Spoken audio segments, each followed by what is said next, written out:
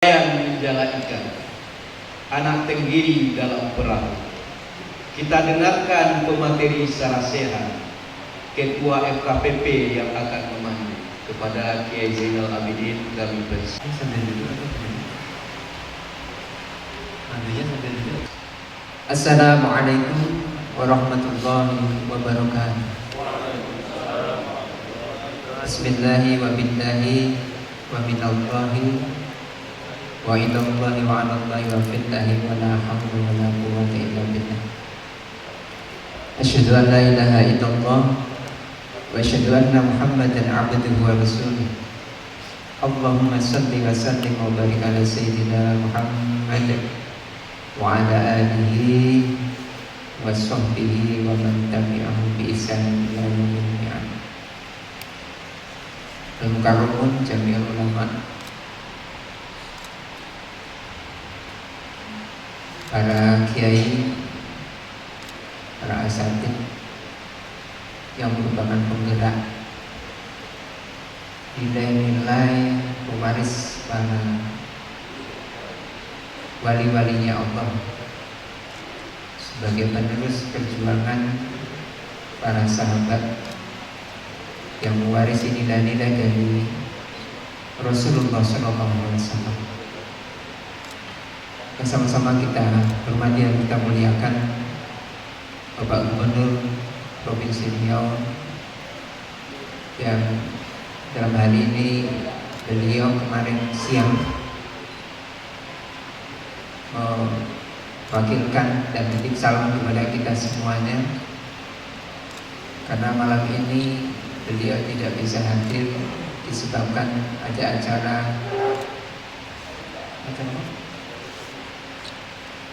peringatan Maulid Nabi ya, di Masjid Agung An-Nur. Ada beberapa habib yang hadir dan beliau menjamu makan malamnya, maka beliau titip salam kepada kita semua yang hadir di majelis ini. Beliau dengan berat hati tidak bisa hadir, yang sama-sama kita muliakan Bapak Asisten 1, Bapak Haji Masyurul Kasmi.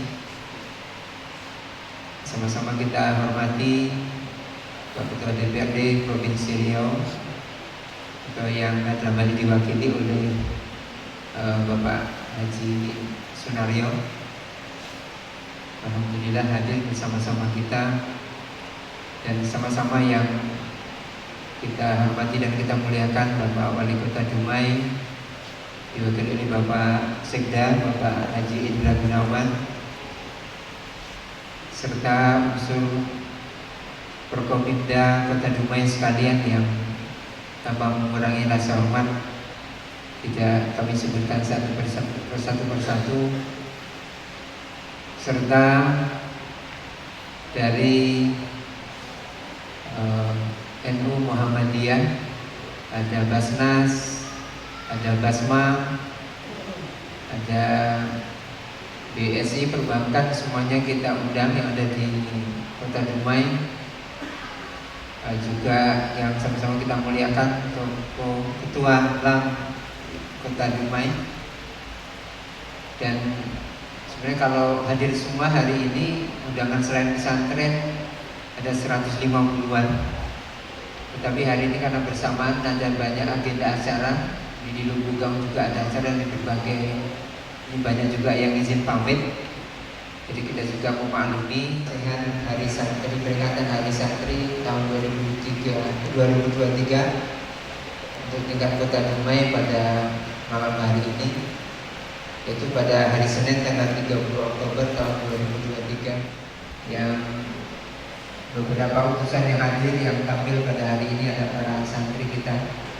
Mudah-mudahan keberadaan kita pada malam hari ini sebagai bentuk cinta kita kepada umat Rasulullah SAW, dengan menyiapkan generasi-generasi muda yang tangguh, yang siap, yang memiliki daya saing, memiliki kemampuan, dan terus sebagaimana tema Hari Santri tahun 2023 terkait dengan jihad santri jayakan negeri ini sudah tidak disangsikan lagi, kita semuanya bisa menyaksikan hadirnya kemerdekaan bangsa negara yang kita cintai ini adalah perjuangan dari kalangan santri. Dan sampai hari ini teman-teman pesantren rata-rata adalah pesantren yang mandiri, usaha dengan apa adanya, tapi menghasilkan prestasi yang sangat luar biasa. Semuanya dilalui dengan tangis, dengan penuh suka dan duka, penuh dengan diri, ujung ke ujung, setiap hari, setiap waktu. Tapi tetap terus berusaha berupaya dengan menata nawaitu yang mulia. Bagaimana kita ke depan tetap mewariskan nilai-nilai yang istimewa, mengurangi rasa hormat. Pertama, kami mewakili teman-teman pimpinan pondok yang menjadi panitia inti dan panitia yang mendukung kegiatan ini terlaksana dari teman-teman pesantren yang berjumlah ada 12 pesantren sekota Dumai. Ini menyampaikan mohon maaf yang sebesar-besarnya kepada kita semua yang hadir pada majelis ini. Jika terdapat banyak kekurangan, keterbatasan, inilah bentuk yang bisa kita hadirkan, wujudkan atas jamaahnya kita pada tahun 2023 ini dengan segala keterbatasan waktu dan komunikasi yang menjadi dua hal yang menjadi masalah besar. Jika ini tidak betul-betul terkondisikan dengan baik, masalah waktu dan komunikasi ini akan bisa membawa dampak yang sangat luar biasa negatifnya. Tapi insya Allah kita dalam satu niatan yang mulia, apapun yang kurang dari diri kita, tapi kita sudah berusaha maksimal. Dan ini mohon kepada kita semua yang hadir, baik kami dari kalangan teman-teman pimpinan pesantren dan pengurus para asatid, akan menjadikan catatan. Begitu juga kepada kita semua yang hadir pada majelis ini. Mari sama-sama ke depan kita betul memberikan dukungan dan dorongan yang maksimal kepada teman-teman santri yang terlatih dan belajar hidup mandiri, dan juga para kiai, para asatid yang 24 jam menjadi satpam bagi santri-santrinya yang orang tuanya tidur dengan nyenyak. Kita sebagai guru, sebagai kiai, sedikit punya kesalahan akan menghadapi berbagai macam masalah. Tapi inilah kondisi real yang ada, perjuangan yang ada yang membutuhkan perjuangan dan kerja keras. Oleh karena itu kita bersyukur hari ini dengan kebersamaan kita difasilitasi oleh pemerintah Kota Dumai, juga Pak Gubernur semangat untuk bisa hadir bersama kita. Bapak anggota DPRD Provinsi Riau juga semangat hadir bersama kita. Yang seyogianya juga akan hadir hari ini adalah dari DPR RI Bapak John Erizal. Beliau juga titip salam kepada kita semuanya. Karena ibunya sakit, beliau tidak bisa hadir bersama kita pada malam hari ini. Dan juga Bapak Wali Kota tadi melalui Kabak Umum juga WA kepada saya menyampaikan titip salam kepada kita semuanya. Tidak bisa hadir bersama-sama kita. Oleh karena itu dalam agenda Sarasehat pada malam hari ini, izin mudah-mudahan bisa mewakili dari teman-teman para kiai, para asatidz sekalian. Mohon doanya semoga per detik ya kita duduk di majelis yang mulia ini, pertama kita harus yakin bahwa ini adalah majelis yang baik, dengan niatan yang baik, dengan tujuan yang baik untuk membawa anak-anak muda kita menjadi anak-anak muda yang menjadi qurrata ayunin, terus meneruskan jihad santri, jayakan negeri sampai titik darah penghabisannya atau akhir hayatnya. Untuk itu kepada yang sama-sama kita muliakan, pertama ini di negara kita ini tuh berjalannya sesuatu implementasi dari undang-undang pesantren yang sudah dicetuskan dari tahun 2019. Ini ternyata sampai ke bawah itu prosesnya berat ya Pak, sangat luar biasa. Mandek di provinsi berapa tahun ya, sampai wujud nyentuh ke pesantren ini butuh waktu yang luar biasa. Ini harapan kita dan keyakinan kita pada malam ini Bapak Ibu semua yang hadir, barokahnya hadir kita ini mudah-mudahan untuk dulu bisa lebih cepat Undang perda pesantren belum hadir, ada saja yang akan menyentuh kepada pesantren, karena sudah layaknya apa yang menjadi perjuangan dari kaum santri ini. Saat ini negara hadir untuk memberikan sentuhan, sehingga 3 peran ini Pak. Satu, peran pendidikan, bagaimana generasi muda kita ini betul-betul mampu membangun, tidak hanya untuk dirinya sendiri tapi juga untuk masyarakat sekitar dan alam. Ini sisi pendidikan betul-betul bisa dirasakan oleh semua kalangan. Kedua, bisa maksimal peran pesantren dalam sisi dakwahnya. Kalau kita di Islam, masih banyak teman-teman kita yang di Muslim yang belum kenal Islam secara total. Ini diperlukan pendekatan nilai sholat dan nilai-nilai lainnya. Terus yang ketiga, bagaimana sisi pemberdayaan masyarakat. Ini yang perlu menjadi kolaborasi kita bersama dari semua yang ada di Kota Dumai. Untuk itu, terkait dengan regulasi mungkin ataupun kita minta dulu dari pemerintah Kota Dumai ini kepada Bapak Wali Kota yang diwakili oleh Bapak Sekda kita, bisa memberikan gambaran kira-kira seperti yang sudah kita ceritakan tadi terkait dengan pesantren itu, kondisinya, bahwa dengan kemandirian kita mencoba terus menunjukkan prestasinya. Ini Pak Sekda, di teman-teman pesantren ini belum sempat kami punya waktu untuk menginventarisir pesantren A, B, C, santri A, B, C dari pesantren ini. Prestasinya tahun 2023 ini apa saja yang mengharumkan nama Kota Dumai dan Provinsi Riau. Ini harapan kita kan bisa ya, semacam ada memberikan motivasi ke teman-teman santri ya, juga pesantren untuk terus bagaimana meningkatkan fungsinya yang 3 tadi. Dan kita harapkan mungkin ini kita mulai dari pemerintah Kota Dumai, dari Bapak Wali Kota Dumai yang hari ini akan disampaikan oleh Bapak Sekda kita, Bapak Haji Indra Gunawan. Apa kira-kira yang bisa ke depan, apakah perda atau perwaku atau apa yang kira-kira bisa segera mendorong peran pesantren ini bisa lebih cepat lagi Pak. Mungkin itu saja. Waktu selanjutnya kita serahkan kepada Bapak Haji Indra Gunawan, Bapak Sekda kita. Monggo.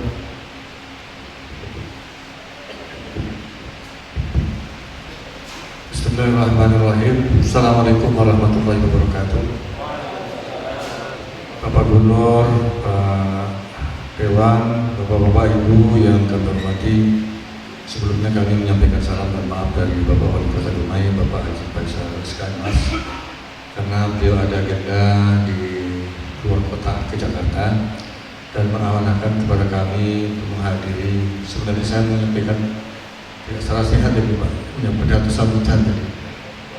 Jadi kalau ada hal-hal yang mungkin di luar saya tadi perkiraan saya kan, jadi saya mohon maaf karena saya mempersiapkan diri hanya untuk menghadiri acara membuka atau memberikan sambutan.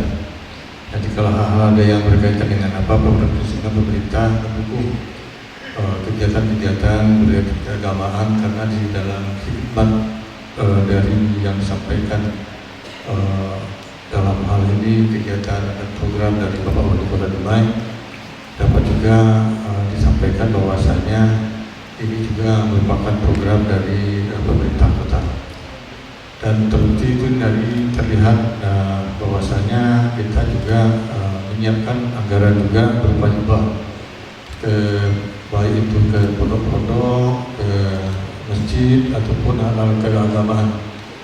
Jadi baik bapak-bapak dan ibu yang mengelola pesantren, silakan untuk mengajukan kegiatan mendukung kegiatan di pondok-pondok, hal-hal yang terkait dengan pembangunan untuk mendukung kegiatan di pondok. Terkait dengan regulasi untuk kegiatan yang sebagaimana disampaikan tadi, kami sebenarnya menunggu nanti regulasi yang lebih tinggi pada bawah, istilahnya perwakunya.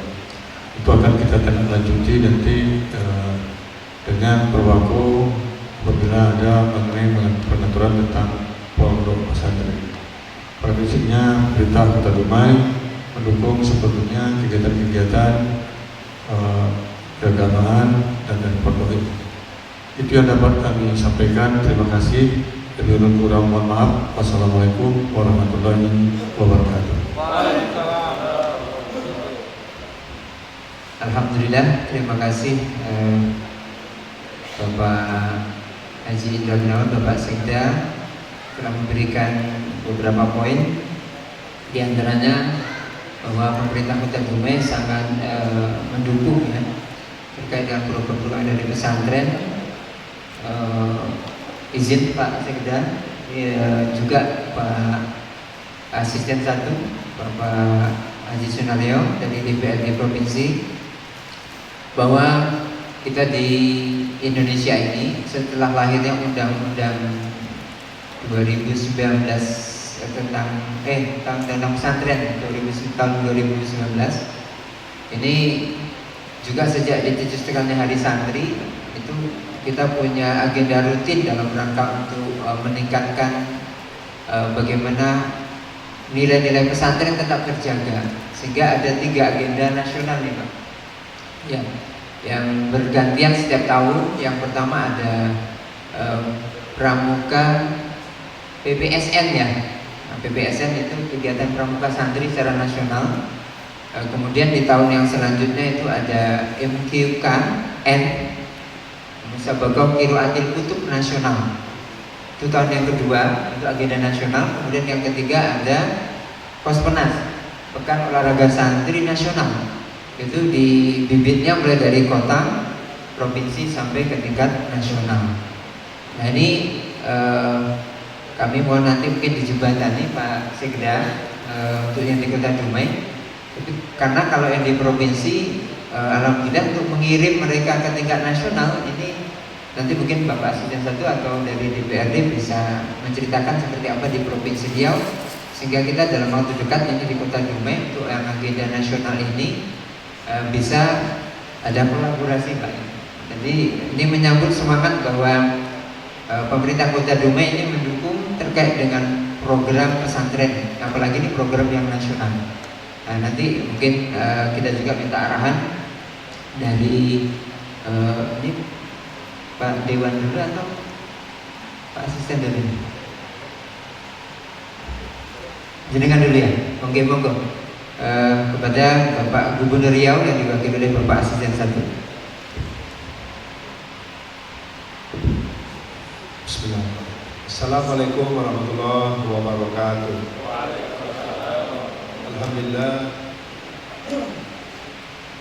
Alhamdulillah, nahmaduhu wa nastaghfiruh wa na'udzu billahi min shururi anfusina wa min sayyiati a'malina, may yahdihillahu fala mudilla lahu wa may yudlil fala hadiya lahu. Asyhadu an la ilaha illallah wa asyhadu anna Muhammadan abduhu wa rasuluhu la nabiyya ba'dahu.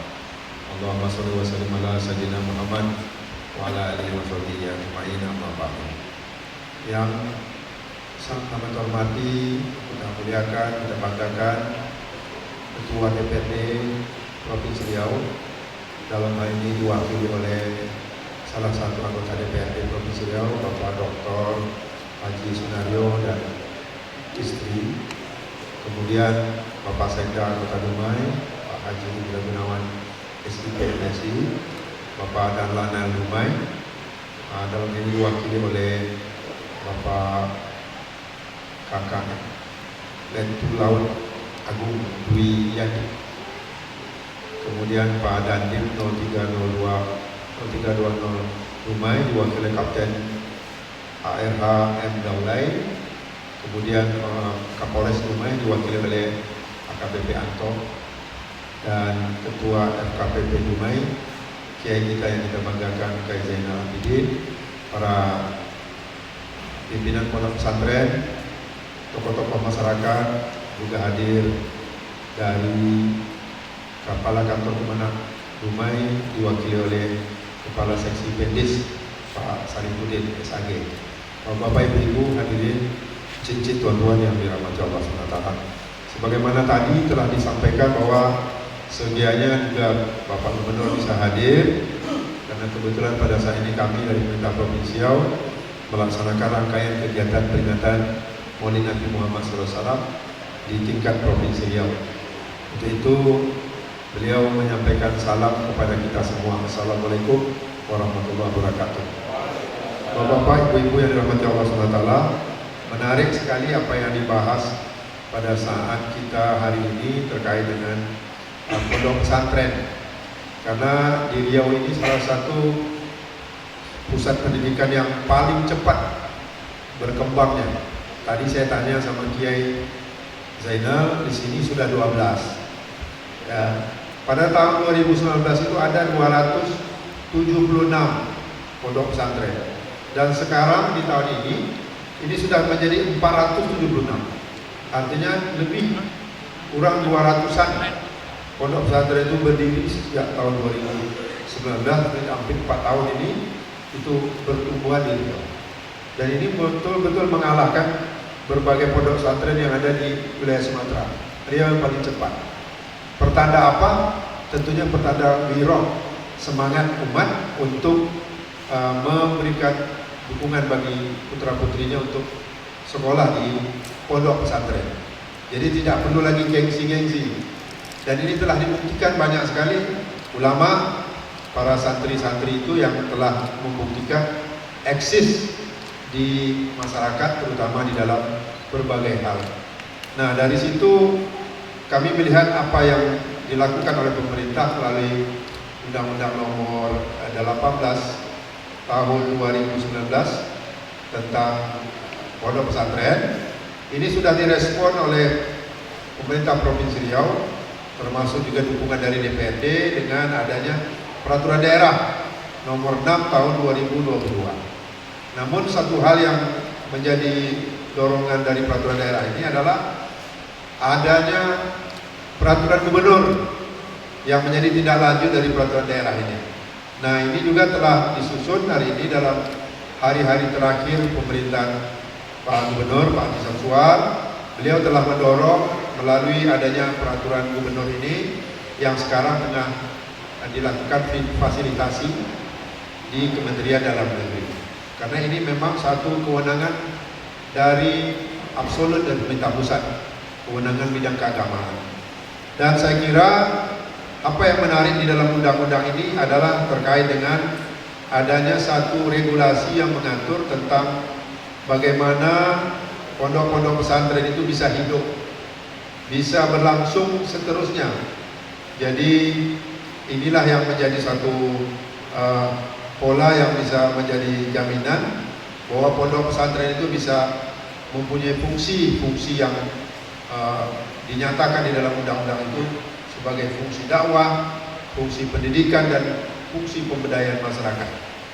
Nah, di dalam hal ini tentu dia sangat tergantung kepada dukungan-dukungan. Nah, salah satu adalah yang menarik di dalam undang-undang ini adalah dana abadi. Mungkin ini ada kita mendengar salah satu bakal calon presiden atau wakil presiden yang menyampaikan ini, dan ini ditangkap oleh respon masyarakat cukup tinggi karena memang di tahun depan itu dana abadi itu sudah mulai digulirkan karena ini menyangkut hal hajat bagi para santri. Nah, kalau ini saya menarik sekali ketika saya pernah mendengar satu ucapan dari salah satu tokoh pondok pesantren kita, yaitu Kiai Haji Abdullah Sukri Zarkasi. Beliau ini dulu pimpinan pondok pesantren Gontor, ya. Nah, tahun 2005 ketika dia berkunjung ke Bengkalis, dia sampaikan waktu itu kepada pemerintah Bengkalis, para pejabat, kami datang ke sini ini bukan mengemis, kami datang ke sini ini untuk minta hak.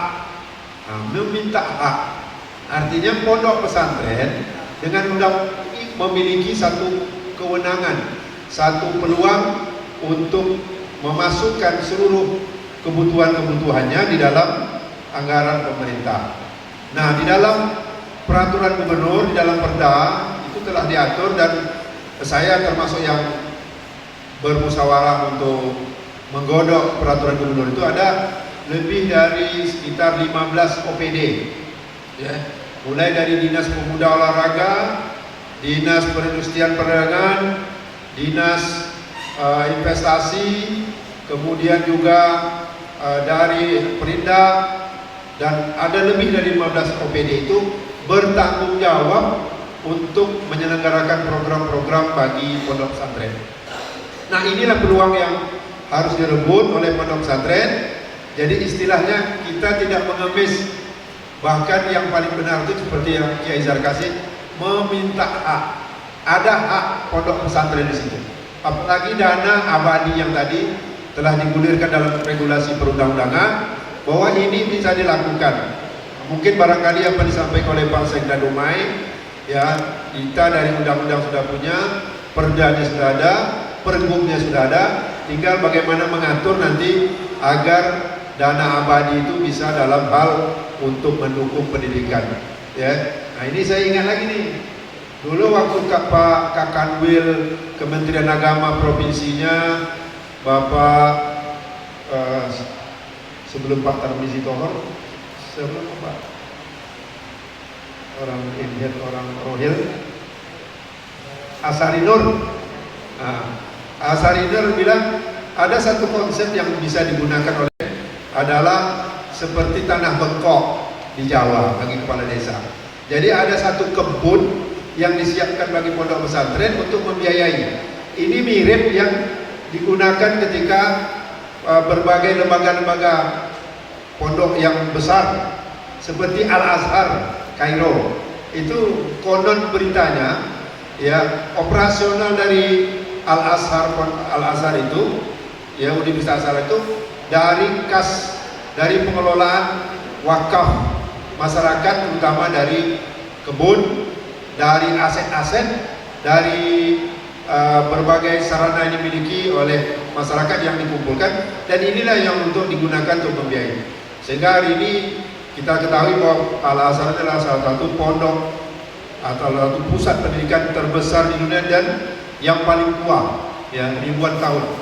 Nah, jadi alhamdulillah, mudah-mudahan ide-ide ini kita akan diskusikan lebih lanjut, ya, sehingga nantinya pondok pesantren yang ada itu nanti mampu mandiri, bisa menyelenggarakan kegiatannya, dan dia tidak lagi kesannya seperti sebuah lembaga pendidikan yang tidak bonafit, ya, betul-betul menjadi lembaga pendidikan yang mencetak generasi yang tangguh dan mereka memiliki sumber pendanaan yang kuat, dan tentunya ke depan kita harapkan lahirlah produk-produk generasi yang bisa memberikan pencerahan bagi keagamaan, bagi kemajuan bangsa Indonesia. Barangkali itu yang bisa saya sampaikan, Yai, bahwa ini betul-betul sangat menantang kita dengan regulasi yang sudah dimiliki.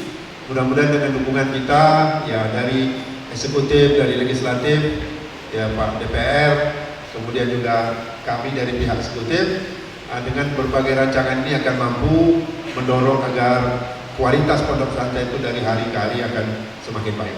Barangkali itu, mohon maaf, mungkin ada hal yang kurang pada tempatnya, saya sudahi. Wassalamualaikum warahmatullahi wabarakatuh. Waalaikumsalam warahmatullahi wabarakatuh.